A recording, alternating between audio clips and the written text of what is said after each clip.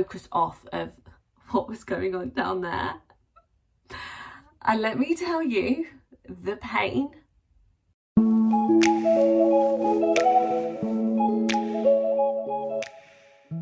Hi guys, welcome back to my channel. If you're new here, my name is Hayley and I am a first time mum to a little baby boy who is currently 6 months old.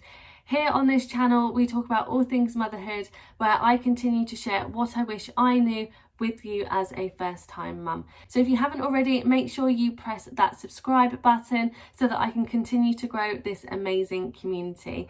Now today I'm going to be going through my birth story, and just to give you the heads up, it is a very positive birth story, but as always I will be sharing what I wish I would do differently at the end of the video, so make sure you stay tuned for that. But without further ado, let's get started. So guys, let's talk birth story. Now, just to give you a little bit of background info, I was due to have Oliver on the 24th of January, and on the 19th of January I had my last midwife appointment, and during that appointment my midwife said to me that she didn't think I was going to make it to my next appointment, which was the 26th of January, where I would be offered a sweep. So in my head I thought Oliver was going to come in the next couple of days. Little did I know that was not the case.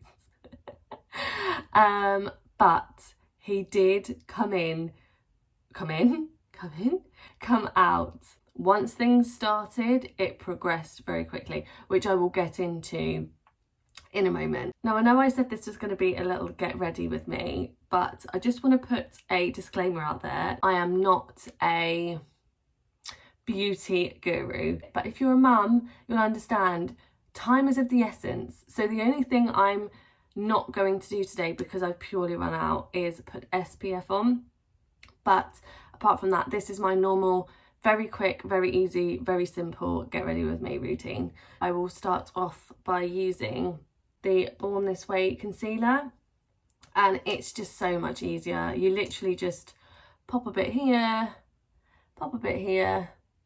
or I do anyway, and pop a bit here and here. You really don't need a lot.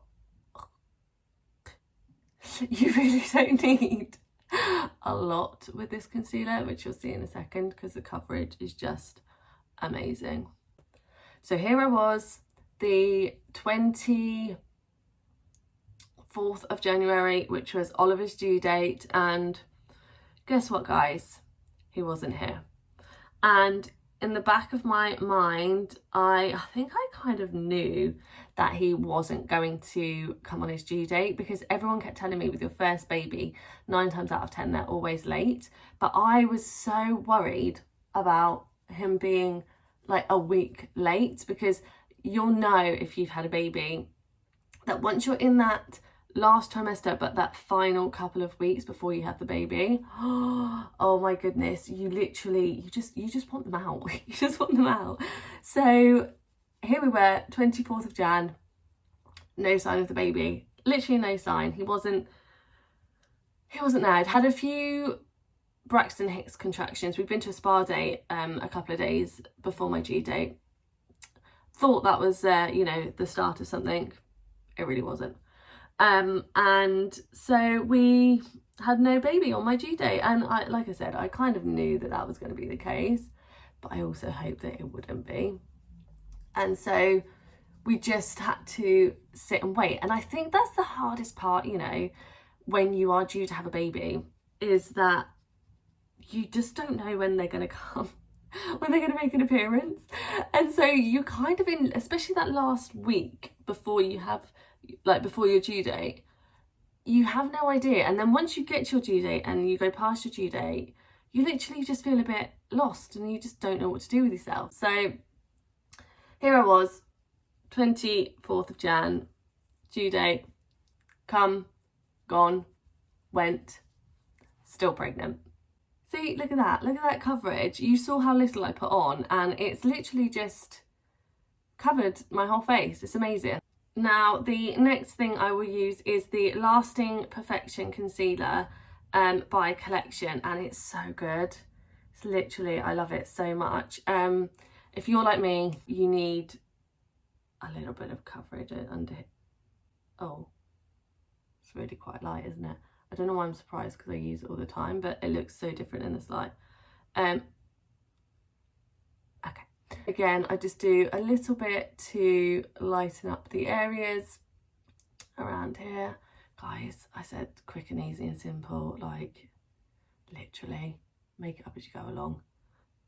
Time is of the essence. So then the 25th of January came, the day after my due date, and this is when it began. This is when it all started. And it literally was rapido. Now, Mike had an appointment at 6:30 in the evening. You can see where this is going, can't you? And he said to me, do you want me to cancel it? And if he had cancelled it, he would have had to have paid the cancellation fee, which was the whole entire cost of the appointment. So I was like, look, again, there was no signs of the baby. Famous last words. It'll be fine, just go.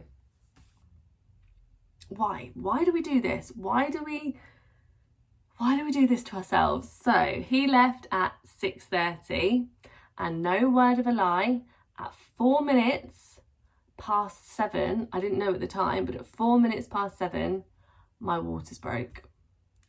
I mean, you couldn't write it. So my waters broke, but I wasn't sure if my waters are broken, because in the movies, I know everyone says it, but in the movies you think, oh, I'm going to have this massive gush of water and I'm going to feel it and I'm going to know. I didn't know. I didn't have a clue. It was literally just like water was trickling out of me. It was like I was wetting myself, but in slow motion. That's the only way. TMI, but this whole video is going to be TMI. But I just didn't know if it was.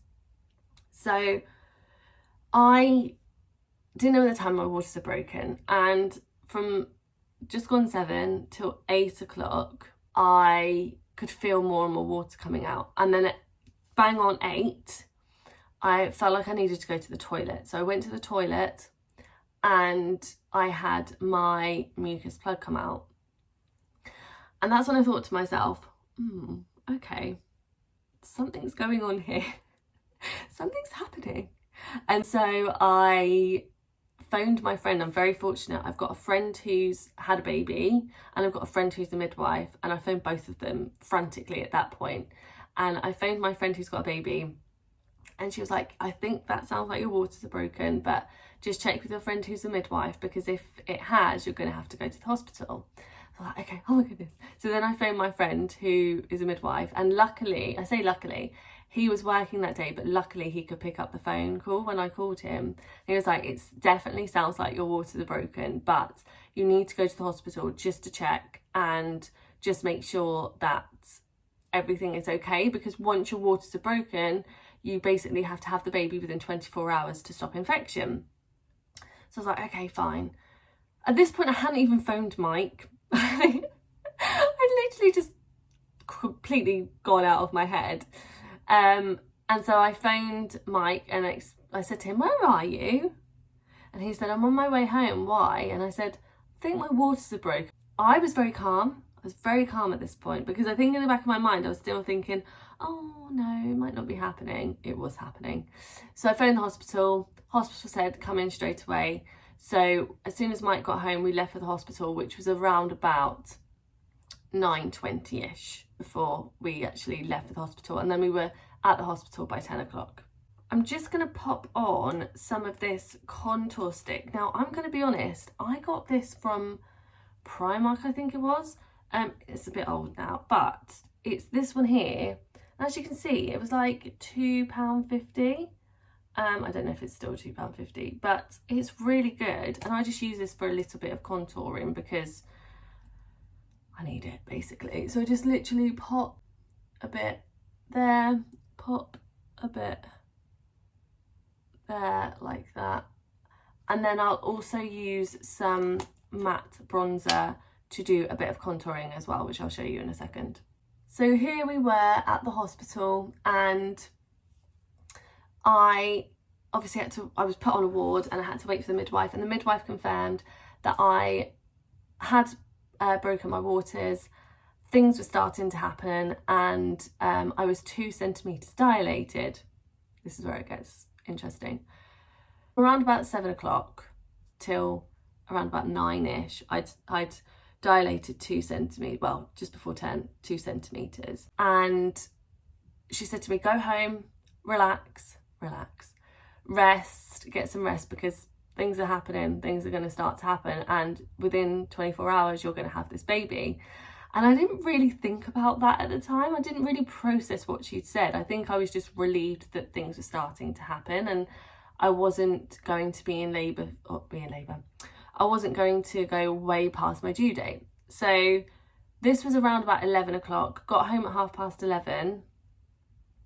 Brace yourself everyone, because things rapidly changed from this moment on. So from, I think it was about 12 o'clock, bang on, oh my goodness, I was mooing into my pillow in my bed. Mike was fast asleep, and stupidly I didn't want to wake him up, because I thought, if I'm going into labour, I need him to be rested. So I didn't wake him up. And then all of a sudden, the contractions got closer together, and they got more and more painful. And I had a contraction app on my phone, which I will put in the description box below for you if any of you would like it.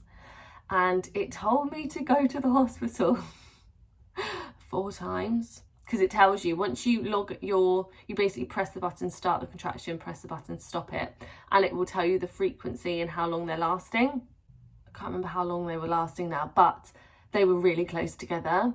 And I literally whacked Mike and said to him, you need to get up, I need to go to the hospital. And the reason, I haven't said this, but the reason I didn't go to the hospital sooner was because I'm terrified of hospitals. I'm terrified of needles. I'm terrified of that clinical environment. I don't think anyone enjoys it, but I just don't feel very comfortable and relaxed there. So I wanted to stay at home as long as I could, but I probably left it a bit too long, because we bolted out of the door. My poor next door neighbours could hear me mooing like a cow. And we left for the hospital at 12:15. And by 12:30, I was in my own room being observed by a midwife, and I was 5 centimetres dilated. As I mentioned before, I almost don't want to show you this because it's actually really embarrassing, but we're keeping it real. I use a powder contour to do my forehead and my nose. Oh gosh, I use this one, the Radiance Brick by Rimmel. Now I've had this for ages, so I don't even know if they've still got it. It's the number 2 medium, and as you can see, it's had its day, so I need to buy another one. But yeah, I literally just use that, and then my little contouring brush to contour and do my eyes as well. Like I said, really easy, really quick, really simple. Here I was, 5 centimetres dilated, and I continue to dilate a centimetre every single hour. So from the moment I pretty much got home from the hospital, I probably shouldn't have left the hospital when I did, but you don't know, do you? And I didn't want to stay in that environment, so it was fine. But I started to progress very quickly. So here I was, 5 centimetres dilated. I'd gone through a whole bottle of gas and air within half an hour. And let me say, I did hypnobirthing, and that did kind of go out of the window initially. But when I got closer to actually giving birth, when I was 10 centimetres, it really did help. So if you're thinking of doing hypnobirthing, I would genuinely look into it. So here I was, literally to the point where I was going to have to push. In terms of mascara, I use the Lash Surge False Lash Effect waterproof mascara, by Collection. It's this one. Hopefully you can see that. And I really like it actually. I use 2 mascaras on my eyes because I just like a bigger, fuller look basically. So I will go with this one here first, and then I will change over and use the other one, which I'll show you in a moment. I just wanted to add actually that I had quite a lengthy birth plan, in the sense of I knew exactly what I wanted, what I didn't want, and I'd sat down with Mike, we'd gone through it together, because I just wanted him to know that if I couldn't make a decision in that moment, that he could obviously do it for me. So I was quite forthcoming in my birth plan, but what I would say is that I knew in the back of my mind that labour can go one of 2 ways, and I knew that 9 times out of 10 it wasn't going to be exactly what I wanted. And on that note, I really wanted a water birth, and when we had gone to the hospital the first time to see if my waters had broken, I had reduced movement that day, so I wasn't able to have a water birth because they needed to consistently monitor the baby. So my birth plan had slightly changed, and that's what I would say is, you know, if you're like me, a control freak, absolutely, you know, implement whatever it is that you need to make yourself feel more relaxed, more comfortable, a little bit more in control. But remember that it can go one of 2 ways, and just bear that in mind, because at the end of the day, it's one of those things that ultimately isn't necessarily in your control, but there are elements that you can put in to just make yourself feel more comfortable. In terms of the second mascara that I use, it's the Falsies Lash Lift Ultra Black by Maybelline. It's this one here. Don't know if you can see that or not. And I literally just go over this very quickly, just to give my lashes a bit more of a lift basically.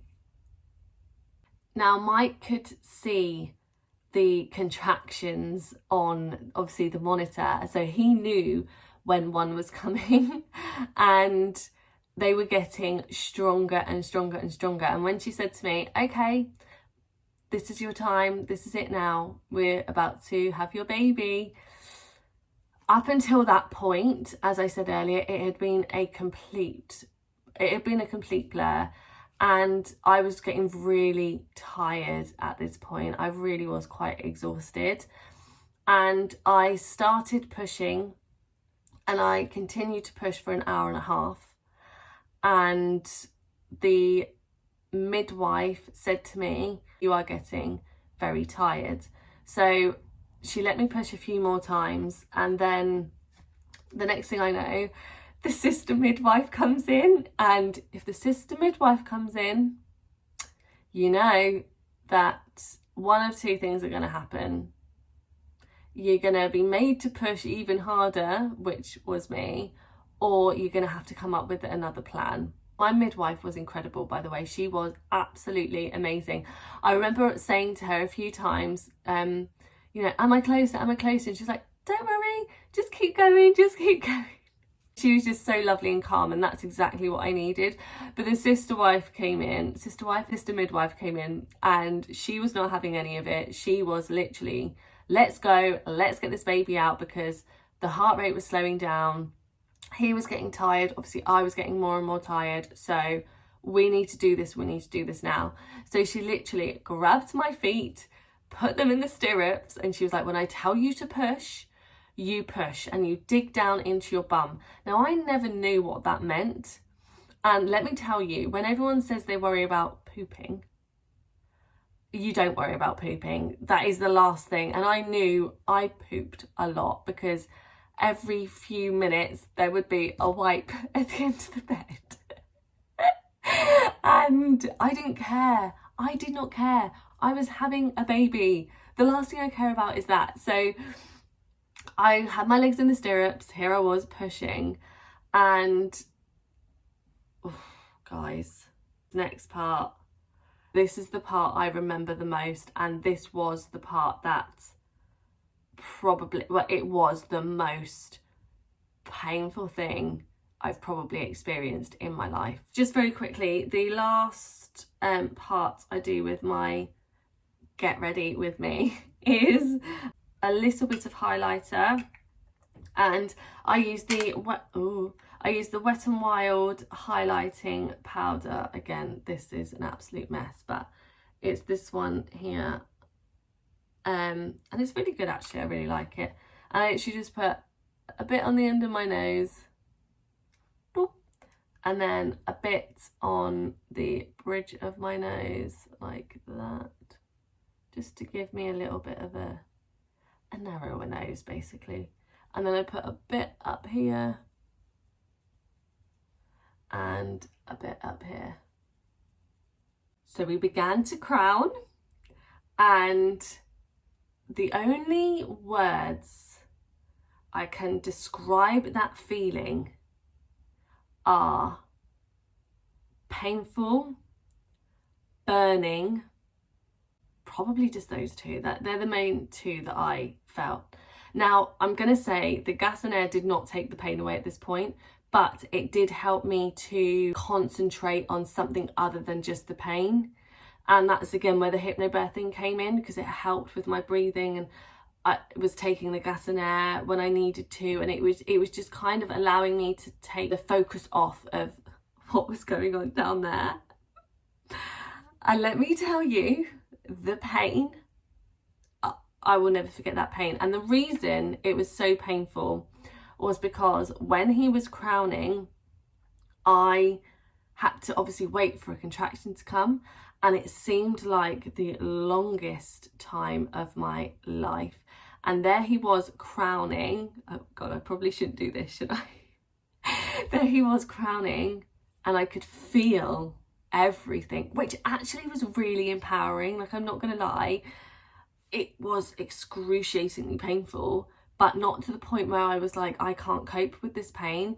I just felt so empowered, and to be honest, just working hard to get the baby out, because I knew he was then going to come out at that point, because he was pretty much there. I just needed to push a little bit harder and a little bit longer, and it was just, yeah, it was just so empowering. So here I was pushing but waiting for those contractions to come, and Mike said he could see on my face the sheer shock of what was happening, what was going on. And yeah, after about, I don't even know how many pushes, it wasn't that many to be fair, but after a few pushes, he came out.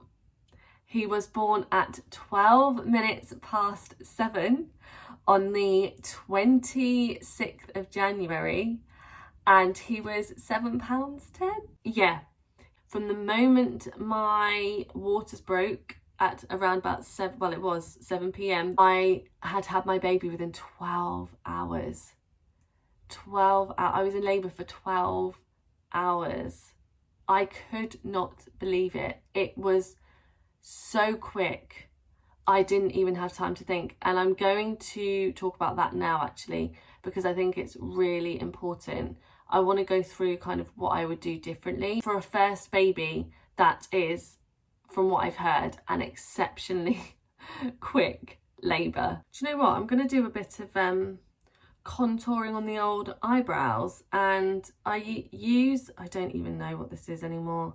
It's rubbed off, sorry, but it's a brow pencil, and I really like it because it's got the little bristly brush at the end to kind of blend.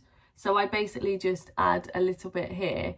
This is where I overplucked as a teenager, and the hairs have never really grown back how they should, but that's fine. So here I was.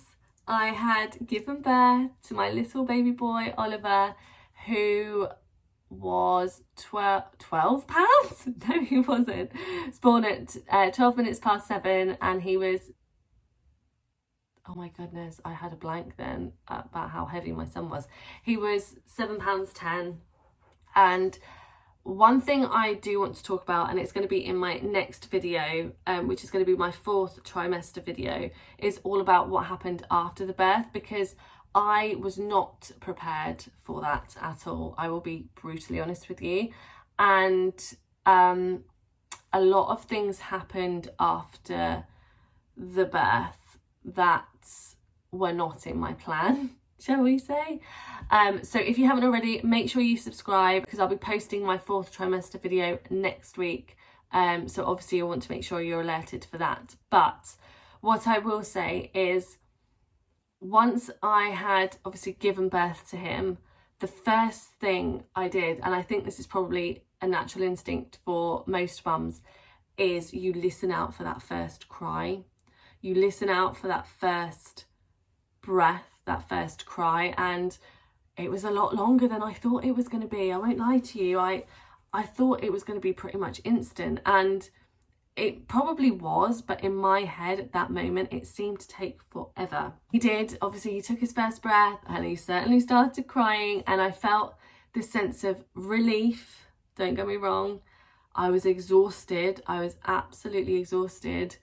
And then all of a sudden everything just changed. Everything changed. And again, that will be in my 4th trimester video next week. But I just wanted to share a little bit of what I would do differently next time, because there are a couple of things. And I know you should never have regrets, and I'm not going to say I regret these things, but there are a couple of things I would definitely do differently. The first thing I would do differently would be to set up the room more. And I know my labour was very quick, and I know that I probably didn't have that much time. I thought I was going to have a lot more time, or a lot more waiting around before I had my baby. And in some respects I'm really grateful that I didn't, because I didn't have time to worry, I didn't have time to think, I didn't have time to be in a lot of pain for a long period of time. So I'm very grateful, don't get me wrong, that my labour was very quick. But because it was so quick, I wasn't able to put my playlist on, or at least I didn't think to put my playlist on, you know, make the room really ambient and relaxed. It was literally on the bed, here we go, 5 centimetres dilated, give me that gas and air. I don't want to feel this pain right now. And that leads me on to my second thing that I would do differently, which is to be more present. I think I was so overwhelmed at how quickly everything was happening, and I was just so focused on the pain that I didn't really take in the moment. I didn't even really have much of a conversation with Mike. I didn't ever check in with him.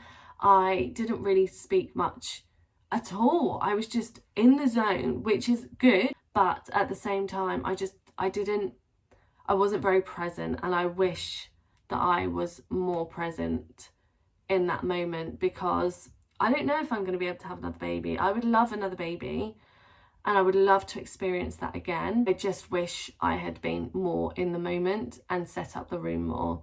And one of the biggest things that I would do differently, and I know you're going to think I'm probably crazy, well, you might not, because some people might feel the same, but it's to film it. I really wish that I had filmed the birth of my first baby. I say first because I'm putting it out into the universe. I'm going to have another one. But I really wish that I had filmed it. Not necessarily down there. I'm not talking about down there.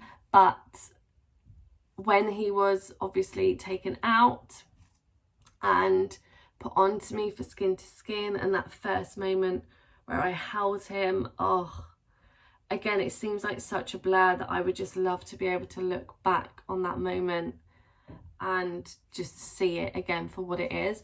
Now, I know in some respects that's a bit of a risky thing to do, because if things don't necessarily go the way you plan, or things, you know, come up that have to be dealt with, then you're not necessarily going to want that to be filmed. I don't know, I really wish I had. And the last thing that I'm really disappointed about, and that I wish I had done differently, was to take more photos and better photos. Now, again, I will talk about that in my next video, but I have the worst photos I think I've ever seen of me, and I know I'd just given birth, but you can just see in my face that I'm not, I don't know, it just wasn't how I envisioned it. And I took all of these beautiful photos of Mike and Oliver, and there's just not one of me that I look back on and think, wow, you know, I love that photo. And I know there was a lot that went on in that moment, which is why I probably didn't, but I would have asked the midwife to take more photos, and definitely asked Mike to take more photos, because I really don't have that many, and that really saddens me. That really does sadden me. So guys, that brings me to the end of my birth story. I hope you enjoyed it. If you are watching this video because you are due to have a baby soon, or you are currently pregnant, first of all, congratulations, and I hope you have the most positive, amazing birth experience just like I did. Now, as I mentioned earlier, I will be posting another video about my 4th trimester next week, so if you haven't already, make sure you press that subscribe button and that bell notification so that you're alerted when I do so. Also, what I would say is I'm going to pop down all of the products in the description box below for you, because this was a very quick, easy and simple get ready with me. But I'll also pop down in the description box the contraction app that I used. That was incredibly accurate actually, just in case anybody else fancied using the same one. As always, thank you so much for watching my video. I really appreciate your support, and I look forward to seeing you in the next one.